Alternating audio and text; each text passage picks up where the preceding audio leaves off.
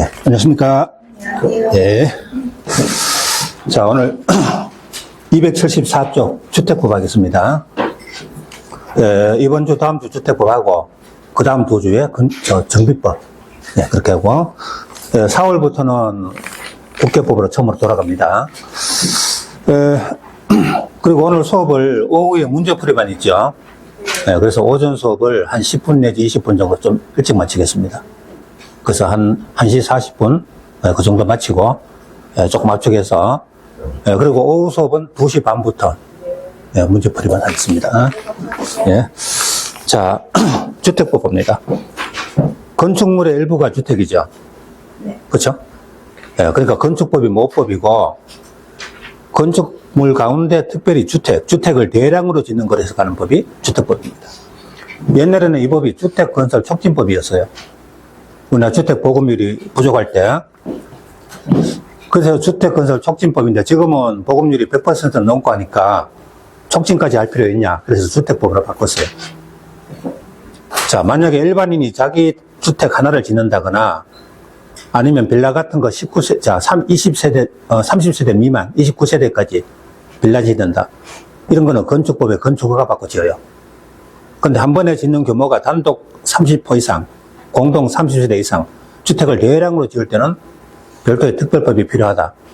그래서 주택법에 따라서 사업계획 승인받고 짓는다. 이렇게 말합니다. 건축법에는 건축주라 그러고 주택법에는 사업주체라 그래요. 짓는 자를. 그리고 건축법에는 건축허가 받고 짓고 사용 승인 받고 사용한다. 이렇게 되는데 주택법에는 사업계획 승인 받고 짓고 사용 검사 받는다. 이렇게 말합니다. 자, 그럼 그건 나중에 다시 보고 주택법인데 이 주택법에서는 7문제 나와요. 건축법에 7문제, 주택법에 7문제. 그래서 우리 공법 6개 가운데 건축물에 관한 법이 이 2개 법입니다. 그리고 실무상으로 여러분 나중에 중개업할 때 가장 중요한 법이 바로 이 주택법. 주택법하고 정비법은 재개발, 재건축이죠. 그래서 실무상으로는 주택법하고 정비법이 가장 중요하다. 이렇게 보시면 됩니다. 자, 먼저 이 주택법에서 사용하는 용어를 보겠습니다.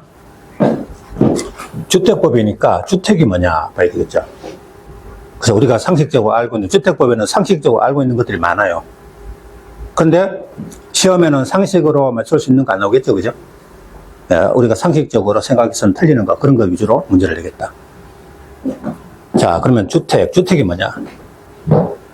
자, 주택이 뭐죠? 주거용 건축물 그러면 돼요. 응? 주거용 건축물. 그걸 주택이란다. 그럼 조금 더 자세히 보면 어떤 세대원이 장기간 독립된 주거 생활을 할 수 있는 구조로 된 건축물. 자, 이런 걸 외울 필요는 없어요. 근데 시험에는 뭐가 나오냐? 부속 토지가 포함된다, 제외된다? 포함된다. 자, 우리 단독주택 하면은 건축물하고 부속 토지를 포함해서 주택 그러죠. 주택 거래할 때 건축물만 거래하는 게 아니고 토지도 같이 거래하잖아요. 그죠? 부속 토지 포함. 근데 시험에는 부속 토지는 제외한다 해서 틀렸다. 이렇게 문제 났습니다. 자, 책은 좀 이따 제가 짚어드릴 테니까 이거 보세요. 예. 그래서 시험에는 포함인데 이거 제외. 그래서 틀렸다. 이거 시험 한번 나왔어요. 그 다음. 주택의 종류인데 주택의 구조에 따라서 단독주택과 공동주택으로 구분한다. 자, 이런 거야. 우리 뭐 공법에도 나오고 개론에도 나오고, 그죠? 자, 근데 개론에 나온 거는 사실 법을 바탕으로 한 거니까 여기 있는 거겠죠? 그럼 단독과 공동의 결정적인 차이점이 뭐죠? 응? 단독주택은 구분 소유가 안 되고 공동주택은 구분 소유가 된다. 그죠? 그럼 예를 들어서 다가구 주택하고 다세대 주택 어떤 차이가 있죠? 다가구는 우리가 옛날에 집 지을 때 새 놓기 위해서 좀 집을 크게 지어가지고 집 주인도 살고 나머지는 전부 새 주고 소유권은 하나고 이걸 뭐라고? 다가구 주택. 우리 동네 옛날 동네 그죠? 다가구 주택 많이 있죠? 그럼 다세대는 뭔데요? 역시 규모가 똑같다 하더라도 빌라죠, 빌라. 각각 구분 소유권이 인정되죠. 그죠? 요게, 그럼 결국은 단독은 구분 소유 안 되고 소유권이 하나고 공동은 구분 소유가 된다. 소유권이 여러 개다. 됐습니까? 자, 그러면 우리 건축법에서 단독주택에는 단독, 다중, 다가구, 공간 4개였는데 주택법에서는 공간은 제외. 그럼 주택법의 단독주택은 이거 3개다. 공간은 아니다. 자, 그리고 다중주택이 뭐죠? 건축법에 가면 학생, 직장인 등이 장기간 거주할 수 있는, 그러니까 뭐 하숙집이라든지 이런 거 있죠, 그죠? 다가구는 뭐 아까 설명드렸고, 공동주택은 아파트, 연립, 다세대, 기숙사. 건축법에서는 이 4개였어요. 근데 주택법에서는 기숙사가 제외돼요. 기숙사는 건축법상으로는 공동주택인데 주택법상으로는 공동주택이 아니다. 그럼 여기 끝에 있는 공간하고 기숙사는 주택법의 주택이 아니다. 이렇게 말합니다. 자, 근데 기숙사는 주택법에서는 공동주택이 아닌데 이걸 준주택이라 그래요. 자, 준주택 좀 이따 나올 텐데 준주택이 뭐죠? 주택은 아니지만 주거용으로 쓸 수 있는 건물. 어떤 게 있어요? 오피스텔, 기숙사. 자, 이런 걸 가지고 준주택이라 그래요. 좀 이따 나오겠습니다. 그럼 결국 뭐죠? 아, 연, 다, 기 가운데 기가 제외되죠. 아, 연, 다 3개가 공동주택이다. 아파트는 주택 층수가 5개층 이상. 연립다세대는 4개층 이하. 자, 근데 빌라가 여러 동 있다고 연립이고 한 동만 있다고 다세대고 그런 거 아닙니다. 한 동만 딱 잡아요. 자, 1개동 바닥면적 합계 1층, 2층, 3층 각층 바닥면적 합계가 660제곱미터를 초과하면 연립, 이하면 다세대. 초과 반대가 이하죠. 크다 반대는 작거나 같다 해야 되잖아요, 그죠? 그럼 4층이고 660이면 연립이다, 다세대다? 660은 이하에 속하죠. 다세대가 됩니다. 맞죠? 자, 그럼 이래요. 아파트 연립 다세대 써놓고, 자, 5개층 이상 4개층 이하, 660 초과 660 이하. 이렇죠? 자, 이거는 뭐 시험 칠 때까지 이 과목 저 과목 수없이 들으니까, 이거 모르는 사람 아무도 없어. 시험에 내지도 않아요. 그죠? 너무 뻔하니까. 자, 그래서 다음 텀에 가면 이런 거는 설명 안 합니다. 네, 너무 뻔한 거니까.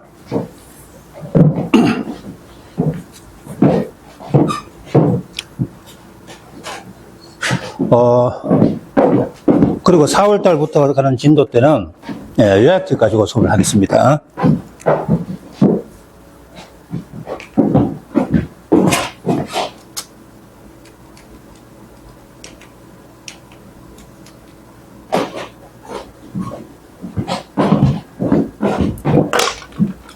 자, 공동주택에 주택법상 공동주택에 기숙사가 포함된다. 맞습니까? 주택법에서는 기숙사는 제외죠. 자, 요거 시험 2번 나왔어요. 아, 기숙사는 건축법상으로는 공동주택인데 주택법에서는 공동주택이 아니다. 그래서 포함된다 하면 틀린다. 2번 나왔어요. 그리고 공동주택은 아니지만 이걸 뭐라고 한다? 준주택이라고 한다. 이렇게 돼요. 오피스텔은 공동주택에 포함된다. 틀렸죠? 자, 이런 거는 뭐다? 주택법상 공동주택이 아니고 준주택이다. 준주택. 다세대 주택은 공동주택에 해당한다? 맞죠? 아, 연, 다 할 때 다가 다세대잖아요. 그죠? 다가구는 단독이지만 다세대는 공동. 맞잖아요. 그죠? 네. 그래서 요거 34회 때 나왔어요. 이런 거 시험에 나오면 무조건 맞춰줘야 돼. 이런 거 틀리면 안 됩니다. 예. 자, 이번에 또 다른 주택 분류. 아까는 구조에 따라 단독하고 공동인데 이번엔 재원. 무슨 돈으로 짓느냐에 따라서 국민주택과 민영주택으로 구분합니다. 자, 많이 듣던 말이죠. 국민주택, 민영주택. 그럼 국민주택은 뭐죠? 자, 국민주택은 요거. 정의가 조금 복잡합니다. 다음 중에 하나, A나 B 중에 하나로서 국민주택 규모 이하일 때 국민주택이라고 해요. 이거로서 여기에 연결되어야 돼요. 자, 국민주택 규모가 얼마입니까? 85제곱미터 이하요. 우리 옛날에 25.7평 있죠? 그게 바로 85제곱미터입니다. 자, 그러면 주공이 지은 주택은 국민주택이다. 맞아요? 주공이 건설한 주택은 국민주택이다. 맞습니까? 틀립니다. 자, 주공에서 지은 것도 국민도 있고 민영도 있죠. 주공에서 건설하면 하면서 국민주택 규모 이하 이 말이 연결돼야 된다. 아셨죠? 주공에서 지은 거 가운데 85제곱미터 이하인 것만 국민주택이다. 주공에서 32평짜리 아파트였으면 그건 국민주택 아니죠. 민영이죠. 그래서 여기서 주의할 거는 이걸 가지고 국민주택이다 하면 틀리고 이거로서 국민주택 규모 이하까지 연결돼야 맞다. 그죠? A든 B든 여기서 국민주택이다 하면 틀리고 여기서 국민주택 규모 이하로 연결돼야 국민주택이다. 이거. 자, 보세요. 국가, 지자체, 주공, 지방공사 한마디로 뭡니까? 공공주체죠. 공공주체가 건설하면서 국민주택 규모 이하라야 국민주택이다. 그 다음 B는 뭘까요? 민간주체라 하더라도 국가, 지자체 재정 지원 받거나 아니면 주택도시기금 지원 받거나 하면서 국민주택 규모 이하면 국민주택이다. 자, 보세요. 현대산업개발에서 주택을 짓는데 국가, 지자체로부터 재정 지원을 받았어요. 그리고 국민주택 규모 이하로 짓는다. 그러면 국민주택이다. 그럽니다. 그러면 민간업자가 지었다고 다 민영주택이 아니고 민간업자가 지어도 이런 거 지원받고 국민주택 규모 이하면 국민주택이다. 이렇게 됩니다.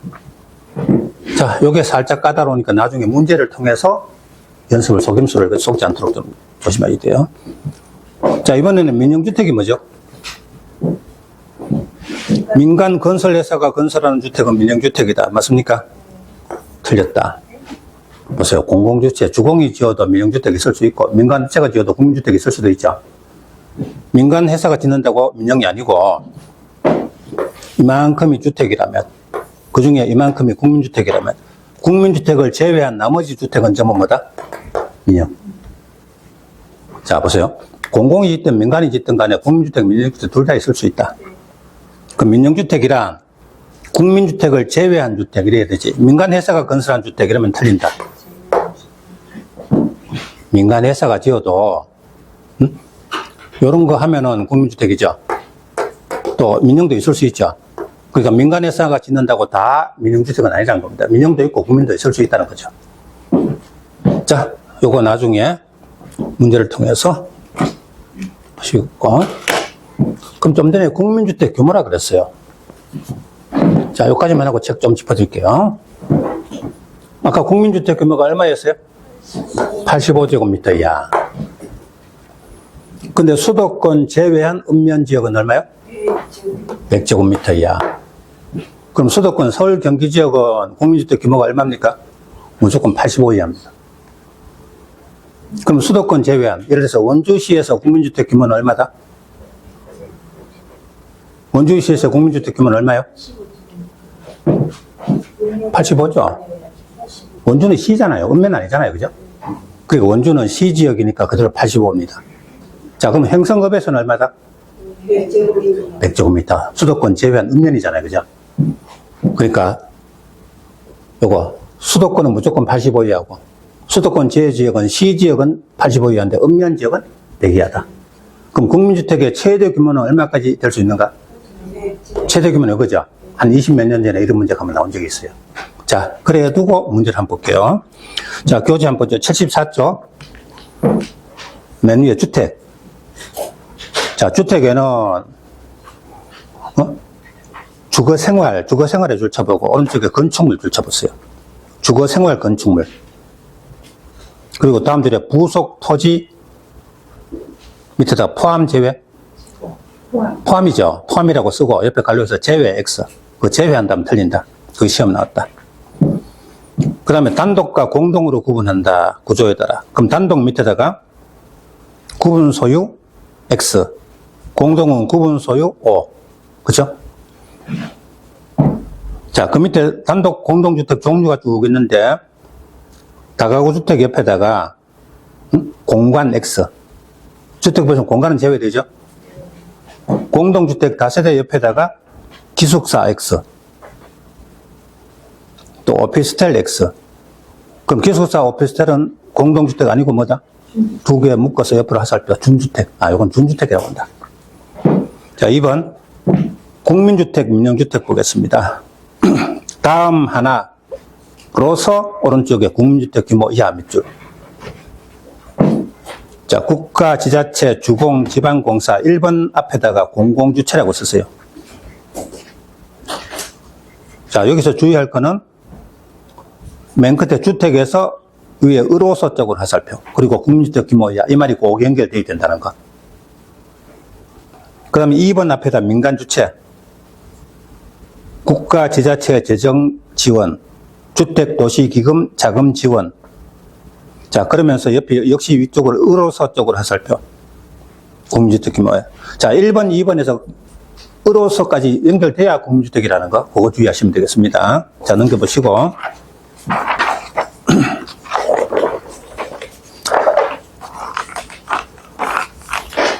2번, 민영주택. 국민주택을 제외한 주택. 이게 올바른 정의죠. 자, 바로 밑에 적어요. 민간회사가 건설한 주택. 맞다, 틀린다? X. 민영주택은 민간회사가 건설한 주택 이러면 틀립니다. 국민주택을 제외한 주택이어야 맞는 말이에요. 자, 3번. 국민주택 규모. 얼마 이하? 85제곱미터 이하. 자, 골로속의 수도권 아닌 읍면지역 얼마? 100제곱미터 이하. 자, 참고에 주거 전용 면적 산정 방법. 단독, 공동 있는데 단독은 뭐 별 신경 쓸 거 없고. 이번에 공동주택. 외벽의 내부선 기준. 자, 내부선에 줄 짝 꺼두세요. 내부선 밑에다가 중심선 X. 우리 건축법 가면은 바닥 면적, 건축 면적 할 때 외벽 중심선 이렇게 말해요. 벽이 있으면, 벽 중심선으로 둘러싸인 면적, 이걸 바닥 면적, 건축 면적 그럽니다. 근데 주택법에서 아파트 같은 거는 옛날에는 중심선인데 지금은 내부선으로 바뀌었어요. 32평 하면 내부선 기준으로 32평 이런 식으로 되는 겁니다. 자, 여기서 내부선 대신에 중심선 하면 틀린다. 그거 하나 주의하시고. 자, 그 밑에 뭐 1번, 2번 나오는데 복도, 계단, 현관. 자, 여기서 2번에 지하층 있죠. 지하층 줄치고 면적. 요거는 자, 그 세 줄 위에 제외 쪽으로 화살표했어요. 주거 전용 면적에서는 지하층 면적이 제외된다는 거죠. 자, 그 다음에 1번은 뭘까요? 1번 앞에다가 지상층이라고 써보세요. 1번에 지상층 있네요. 지상층. 지상층이라 하더라도 복도, 계단, 현관, 그리고 밑에 관리사무소, 요거 쭉 연결해서 이거 한마디로 어떤 쪽이죠? 맨 끝에 공용면적이죠. 지상층이라 하더라도 공용면적은 주거 전용 면적에서 제외한다 겁니다. 자, 그럼 주거 전용 면적에서는 뭐가 제외되죠? 지하층 면적 제외되죠? 지상층이라 하더라도 공용 면적은 제외되죠? 예. 근데 이런 문제가 나온 적이 있어요. 자, 그럼 바로 밑에 하나 적어보세요. 제가 부르는 거. 자, 지하층을 제외한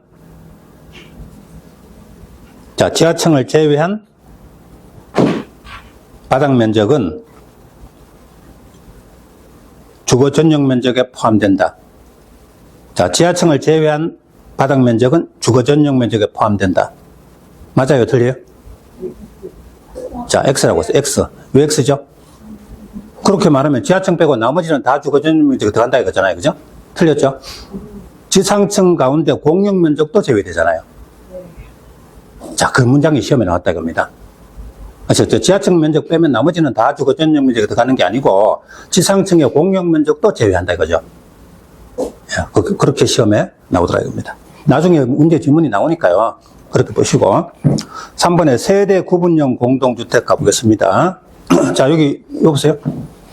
좀 전에 우리 보셨던 거 주거 전용 면적에는 단독 이거는 별로 시험에 안 나오니까 무시하고 공동주택은 내부선 기준이라는 거죠. 중심선이 아니고 내부선. 보세요. 아까 이 문제요. 29회 때요. 건축물 바닥 면적에서 지하층 면적을 제외한 면적이 주거 전용 면적이다. 그럼 건축물 전체 바닥 면적, 각 층마다 바닥 면적 다 있잖아요. 그럼 여기서 지하층 면적 제외하면 다 주거 전용 면적입니까? 아니잖아요. 지상층이라도 공용 면적도 제외되죠. 그래서 이 문장 틀렸다. 이게 29회 때 시험에 나왔던 거다. 자, 그래 두고 또 다른 주택의 종류 하나. 공동주택이긴 한데 세대 구분형 공동주택. 자, 이게 뭡니까? 아파트가 있는데 만약에 한 세대 합시다. 그럼 아파트하고 단독주택하고 소유자 입장에서 차이점이 뭐죠? 단독주택은 자기가 일부 거주하고 나머지를 세를 넣기 쉽죠. 근데 공동주택은 아파트의 소유자가 여기 거주하면서 다른 사람들 같이 세주기가 참, 살면서 세주기 그렇잖아요. 그죠? 그래서 이걸 가지고 하나의 공동주택인데 처음부터 구조를 2세대 이상이 거주할 수 있는 구조로. 자, 그래서 구분 생활은 가능하되 구분 소유는 할 수 없는 주택. 소유권 하나고 각각 서로 다른 세대가 구분 생활할 수 있도록. 자, 이렇게 하면 소유자 입장에서 뭐가 좋아요? 자기도 거주하면서 나머지를 다른 사람한테 세주고, 주택은 1주택이죠. 그러니까 2주택 아니니까 세금에서 그죠? 유리하겠죠. 자, 그럼 우리 여기서는 다른 거 놔두고 구분 생활은 가능하되 구분 소유는 할 수 없는 주택. 요거 하나 봐주세요. 자, 그러면서 밑에 여러 가지 조건이 있어요. 이런 여러 가지 조건이 있는데 크게 두 가지예요. 세대 구분형 공동주택 세대수가 해서 쭉 나오는데 이런 게 여기 사업계획 승인받아 건설하는 공동주택하고 공동주택관리법의 행여가 받아 건설하는 공동주택. 이게 최근에 시험에 나온 적은 있는데 아직까지는 하지 맙시다. 다음 텀에 하고. 그럼 어떤 차이냐면 사업계획 승인 받는 건 처음에 지을 때 사업계획 승인 주택법에 따라 지은 주택이고, 그럼 이거는 뭐냐? 공동주택관리법에 이미 있는 아파트를 증계 대축하는 거, 리모델링 같은 거 하면서 증축 대축하는 거 있죠. 그죠? 그거는 사업계획 승인은 따로 받을 필요 없고, 시군구청장한테 건축 허가 받아요. 그죠? 공동주택관리법에다 허가 받고 증개축하면 된다 이겁니다. 이거는 처음 지은 거고, 이건 새로 지은 걸 가지고 증개축하는 거. 리모델링 하면서. 이거는 허가 받는 거. 그래서 요거하고 차이점을 최근에 문제지에 나온 적이 있는데, 이것까지 하면 여러분 처음에 할 때는 너무 복잡하니까 다음 텀에 가서 보도록 합니다. 대충 뭐라는 것만 설명하고. 자, 도시형 생활주택 가겠습니다. 그래서 세대 구분형에는 지금 여러분 하는 거는 구분 생활은 가능하되 구분 소유는 할 수 없는 요 정도만 알아둡시다. 그죠? 네. 네, 주택법이 상당히, 그죠? 분량이 많고 복잡한 법이에요. 혼자서 독학하면은 지금 내가 어디서 뭘 하고 있는지 모르는 그죠? 그런 법이 됩니다.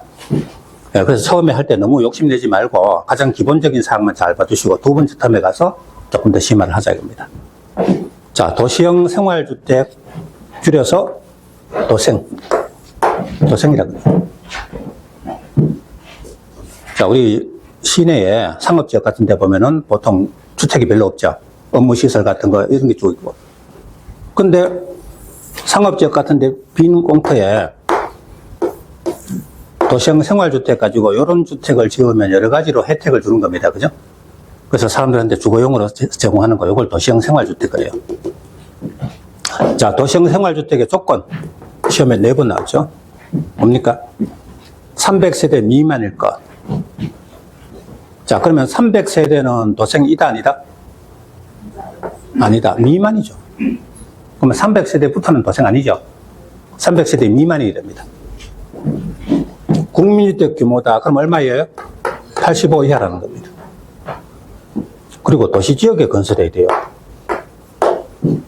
300세대 미만 국민주택 규모 도시지역의 건설.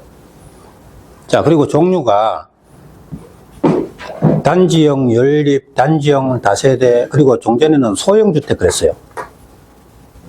60제곱미터의 소형주택. 근데 그 소형주택이 작년에 개정돼가지고 없어지고 아파트형 주택으로 바뀌었어요. 자, 소형주택일 때는, 소형주택 그전에는 또 뭐였냐면 원룸형이라고 그랬어요. 원룸형이 소형으로 바뀌었다가 다시 아파트형으로 바뀌었다. 예. 근데 전에 원룸형 소형할 때는 그게 문제될 거리가 제법 있었어요. 그래서 시험에 자주 나오는데 지금은 그게 없어지다 보니까 아주 단순화돼서 좀 쉬워졌습니다. 연립 다세대 아파트형. 그럼 연립 다세대는, 원래 연립 다세대는 건축법에서는 4층 이하죠. 아까 연립 다세대는 주택법에도 4층 이하였죠. 그죠? 근데 도생으로 지을 때는 규모가 작기 때문에 최대 5층까지도 가능해요. 원래 연립 다세대는 4층 이하지만 도생으로 지을 때는 얼마? 5층까지도 가능할 수도 있다. 어떤 경우? 건축위원회 심의를 받으면 5층까지도 건축 가능하다. 자, 보세요. 건축주 입장에서는 층수를 한 층이라도 더 지으면 이익이 되겠죠. 그죠? 그래서 도생으로 지을 때는 규모가 85 이하, 규모가 작기 때문에 한 층을 더 짓도록 해준다고 합니다. 건축이 심의 거치면 5층까지 돼요. 시험에는 잘 나오진 않아요. 아파트형은요? 자, 종전에 소형이었는데 아파트형으로 바뀌었다. 자, 그러면 도생으로 지을 때는 규모가 작기는 하지만 각각 독립된 주거 생활이 가능하도록 욕실, 부엌을 각각 따로따로 설치할 것. 또 지하층에는 세대를 설치하지 않을 것 했는데 이거는 시험 낼 거리는 없습니다.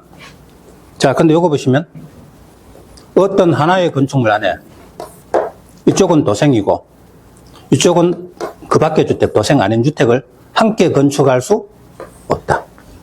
같은 건축물에 이쪽은 도생이고 이쪽은 그 밖의 주택, 도생 아닌 주택을 함께 건축할 수 있다, 없다? 없다. 이게 원칙입니다.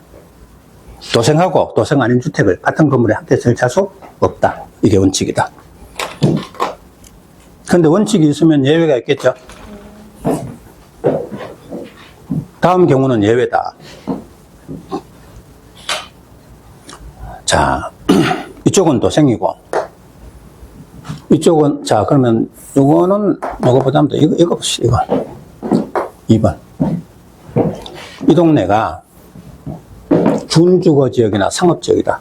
자, 준주거지역, 상업지역은 다른 지역에 비해서 어떤 차이겠죠? 집가가 비싸다. 그쵸? 주거지역 가운데 준주거가 제일 상업성이 좀 강한 지역입니다. 그리고 이건 그 자체가 상업지역이죠. 이런 지역은 일반 동네보다 집가가 비쌉니다.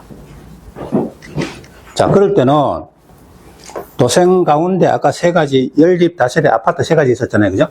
도생 가운데도 아파트형 주택하고 그리고 도생 외주택, 즉 그 밖에 도생 아닌 주택하고 함께 건축할 수 있다.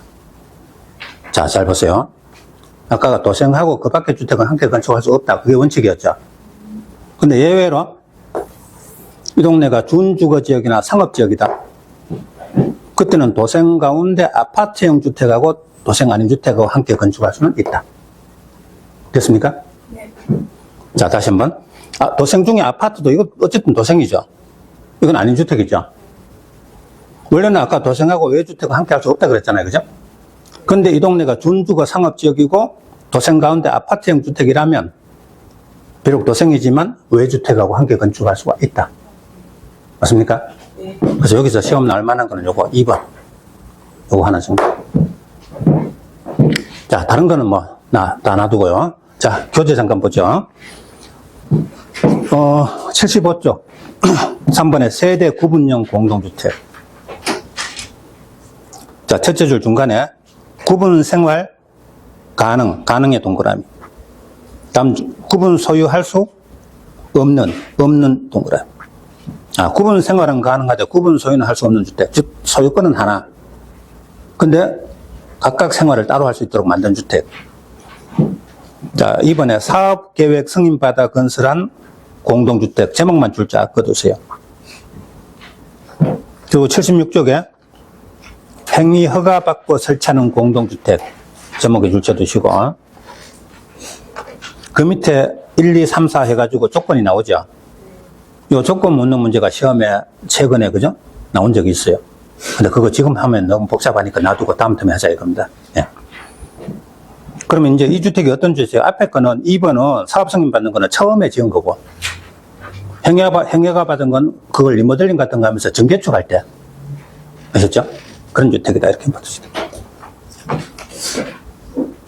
자, 76조 4번 도시형 생활주택. 줄여서 뭐요? 도생 동그라미. 도생. 자, 도생의 조건. 300세대 미만일 것. 그럼 밑에다 300세대. 맞다, 틀린다? X. 300세대면 도생 아니죠? 미만이라 이거죠? 국민주택 규모. 자, 밑에다가 얼마죠? 85제곱미터 이하. 그리고 도시지역의 건설. 이게 도생의 조건입니다. 종류가 세 가지. 아파트형, 연립, 다세대. 근데 도생에서는 앞에 단지형이란 말이 꼭 붙죠, 그죠? 네. 그럼 아파트형 밑에다가 소형 X. 옛날에 소형이었는데 아파트형으로 이름이 바뀌었다는 겁니다. 자, 조건은 독립된 주거 자, 가능하도록 욕실부엌. 각 세대별로 욕실부엌 따로따로 있어야 된다 이거죠. 또 지하층에는 세대 설치하지 아니할 것. 그냥 읽어만 봐두시고. 그래서 지금은 이거 시험 낼 거리가 별로 없어요. 근데 이 아파트는 역시 국민주택 규모이니까 85제곱미터 이하겠죠. 자, 그리고 연립 다세대는 둘 다 원래는 4층 이하지만 도생으로 지을 때는 얼마까지? 5개층까지. 다만 건축이 심의는 받아야 된다. 그럼 5개층 이하까지 가능하다. 자, 2번. 하나의 건축물, 도생과 그 밖의 주택 함께 건축할 수 없다. 없다의 동그라미. 여기 원칙이죠. 하나의 건축물에 도생하고 도생 아닌 주택을 함께 건축할 수 없다 이겁니다. 근데 예외가 몇 가지 있는데 그 중에 2번 동그라미. 2번 경우는 도생하고 외주택을 함께 건축할 수 있다 이겁니다. 어떤 경우? 준주거지역, 상업지역. 그리고 도생 가운데 아파트형. 아파트형은 어쨌든 도생이죠, 그죠? 그럼 아파트형 위에다가 도생중 이렇게 적어요. 도생중 아파트형 주택과 외주택. 이거 두 개는 함께 건축 가능하다. 자, 요 2번이 시험에 나올 일이 많다 이겁니다. 넘겨보세요. 준주택입니다. 준주택이 뭐죠? 주택은 아니지만 주거용으로 쓸 수 있는 건축물. 이걸 준주택을 해요. 자, 누가 여러분 보고 준주택이 뭐냐 그러거든. 뭐 법에 있는 거 외워가지고 말하려 하지 말고 주택은 아니지만 주거용으로 쓸 수 있는 건축물. 이걸 준주택 이렇게 말하면 돼요. 즉 주택 외 건축물로서 주거용으로 이용 가능한 시설. 이걸 준주택이랍니다. 자, 준주택 종류가 4가지. 노인 복지주택. 우리 실버타운 같은 거. 기숙사. 기숙사는 건축법상으로는 공동주택이죠. 근데 주택법에서는 공동주택에서 제외됐죠. 근데 공동주택은 아니지만 주거용으로 쓰잖아요. 그죠? 이걸 뭐라고 한다? 준주택. 오피스텔은 건축법상 업무시설입니다. 근데 오피스텔을 주거용으로 쓰잖아요. 주택법에는 준주택이라고 그래요. 다중생활시설, 우리 고시원 있죠. 고시원. 옛날에 고시원 건데 지금은 이름을 바꿔가지고 고시원에 놓고 사람들 공부하는 것도 아닌데 왜 고시원이냐. 다중이 생활하는 시설이다. 그래서 다중생활시설 이름이 바뀌었어요. 이 다중생활시설이 건축법에서는 규모가 500제곱미터 이하면 2종 건생이고 500제곱미터 초과하면 숙박시설이 돼요. 건축법에는. 근데 주택법에는 다중생활시설이 뭔다? 준주택이 됩니다. 준주택. 그럼 준주택 종류 4가지 어떻게 외우죠? 노기오다. 노기오다로 외우세요. 준주택 그러면 노기오다 이러면 됩니다. 노기오다.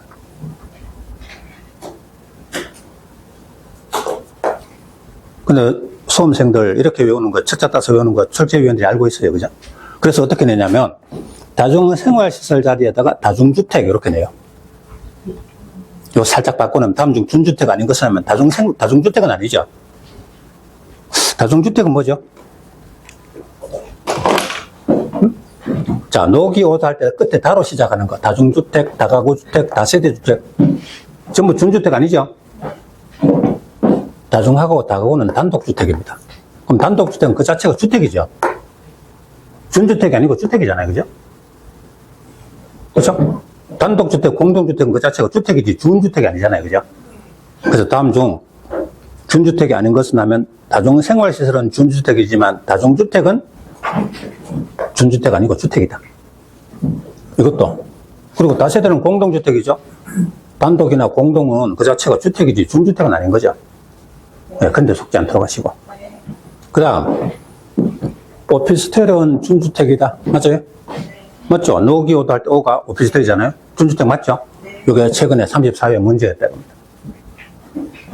노기오다 외워두고, 거기서 혹시 실수할 수 있는, 다로 시작하는 것 대신에 이런 거 나오면 요거는 준주택이 아니다. 그죠? 준주택은 아니고 주택이다. 예, 그런 데만 속지 않으시면 돼요. 자, 그 다음. 우리 주택법